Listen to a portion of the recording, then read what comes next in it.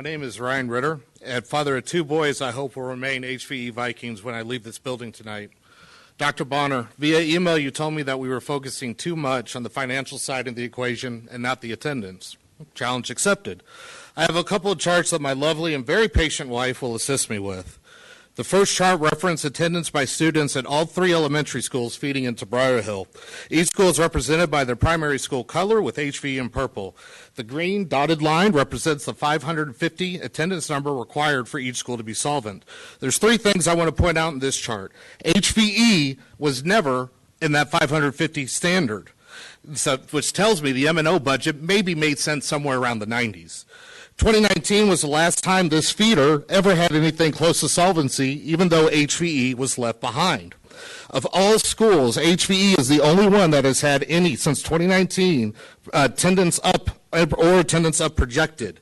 Now, those looking at this data might think me crazy for showing as HVE as the clear line below both schools. That's where the next chart comes in, percentage by optimal capacity. Three things here. HVE is the only school to ever go above 100% of capacity since 95, hitting the mark 4 times.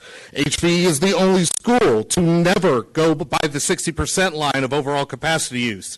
HVE is the only school to have a drop do not have a drop more than 10% since 97. There was one lone drop from 111% down to 97%. Now, this data tells me HVE's footprint is not only appropriately sized for the community it serves, but that is also the most consistent and predictable of all when it comes to attendance patterns. I urge the board not to sacrifice the appropriately sized schools simply to make up for shortfalls in larger buildings. At the end of the day, the 550 number is unreasonable for all schools, hence why we focus on funding so much. We've been asked to consider the good of the entire district, and I promise that we are. In fact, I've been as active as I have been because I'm worried about the future of our public schools throughout our state. I don't want LISD to take the lead in right sizing. It will send the wrong message to Austin, and one I fear they will use to justify their own delinquency. This is the same group of people that claim public school funding was voted down while conveniently leaving out the bill-required vouchers as well.